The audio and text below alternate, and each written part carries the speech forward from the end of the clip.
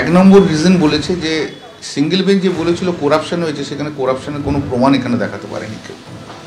দু নম্বর হয়েছে যা যা প্রিডিং ছিল সেই প্রিডিংয়ের বাইরে চলে গেছে, যা প্রেয়ার ছিল তার বাইরে চলে গেছে। 3 নম্বর বলেছে 9 বছর ধরে যে এরা চাকরি করছে তাদের চাকরি কেড়ে নেওয়াটা কোনো একটা অভিযোগের ভিত্তিতে এটা হবে ইনইকুইটিয়াস, এবং অত্যন্ত ভালো জাজমেন্ট দিয়েছে। আমরা কৃতজ্ঞ মাননীয় ডিভিশন বেঞ্চ, মাননীয় বিচারপতি তপব্রত চক্রবর্তী এবং মাননীয় বিচারপতি ঋতুব্রত মিত্রর কাছে আমি ব্যক্তিগত আমি খুবই কৃতজ্ঞ।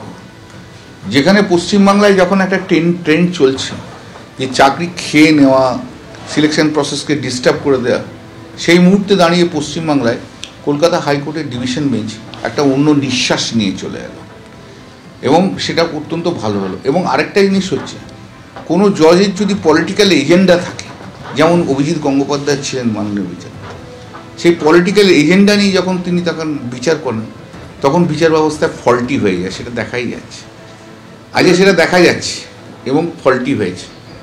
এবং যেটা একটা জিনিস হচ্ছে দেখা যাচ্ছে যে এখনও আমরা দেখতে পাচ্ছি যে group of CPM lawyers they are getting intelligence in the high court. তারা তখনও যা বলেছে তাই হচ্ছে, এখনও কিছু কিছু জায়গায় তাই হচ্ছে। অন্য কারোর কথা বিশেষ কিছু শোনা হচ্ছে না বা তাকে গুরুত্ব দেওয়া হচ্ছে না, তাদের কথাকে বেশি গুরুত্ব দেওয়া হচ্ছে। এটা খুব একটা ভালো লক্ষণ নয়। বিচার ব্যবস্থায় বিচার যারা করবেন তারা সমস্ত কিছু রাজনীতির ঊর্ধ্বে উঠে, যা নিজস্ব বায়াসনেসের ঊর্ধ্বে উঠে তাদেরকে করতে হবে, নিজস্ব পারসেপশনের ঊর্ধ্বে উঠে তাদেরকে বিচার করতে হবে। যে বিচারটা আজকে ডিভিশন বেঞ্চ করেছে, এবং যারা একদিন বলেছিল এই 32,000 চাকরি খাওয়ার পরে যে অভিজিৎ গঙ্গোপাধ্যায় ভগবান বলে স্লোগান তুলেছিল, আজকে উল্টো দিকের লোকেরা এই স্লোগান তুলছে অভিজিৎ গঙ্গোপাধ্যায় শয়তান। বিচার ব্যবস্থাটাকে পুরো পলিটিক্যালি মোটিভেটেড যিনি করেছেন তিনি হচ্ছেন অভিজিৎ গঙ্গোপাধ্যায়। আপনারা দেখেইছেন কীভাবে উনি রাজনীতিতে এসেছেন। তো এই যেখানে থাকবে সিপিএম এবং বিজেপির নেক্সাসে যেভাবে পশ্চিমবাংলাতে টিচারদের চাকরি খাওয়া হচ্ছে, এটা খুব একটা ভালো লক্ষণ নয়। তাদের নেক্সাসে যেভাবে সিলেকশন প্রসেসগুলোর মধ্যে ইন্টারফেয়ার করার চেষ্টা করা হচ্ছে, এগুলো ভালো লক্ষণ নয়, খুবই বাজে লক্ষণ। বিচারের অন্য জিনিস, পলিটিক্স হচ্ছে অন্য জিনিস।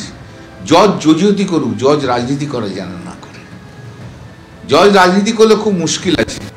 জজ যদি বলে যে আমি পলিটিক্যাল লিডারদের মতো ডেলি আমার প্রচার চাই, তাহলে কিন্তু খুব মুশকিল হয়ে যায়।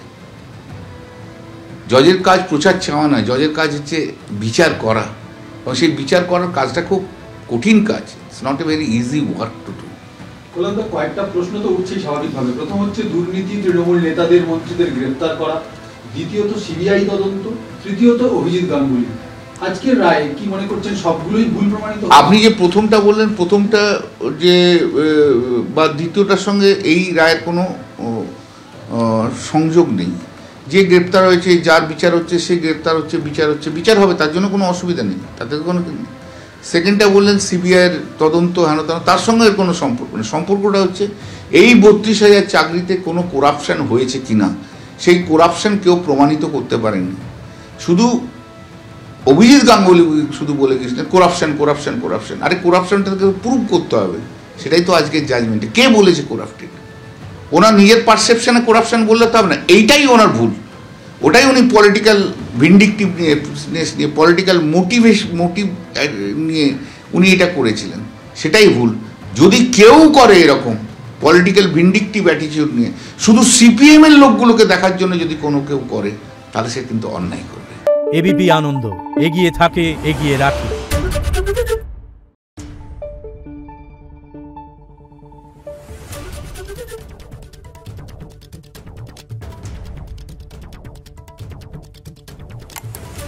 Thank you.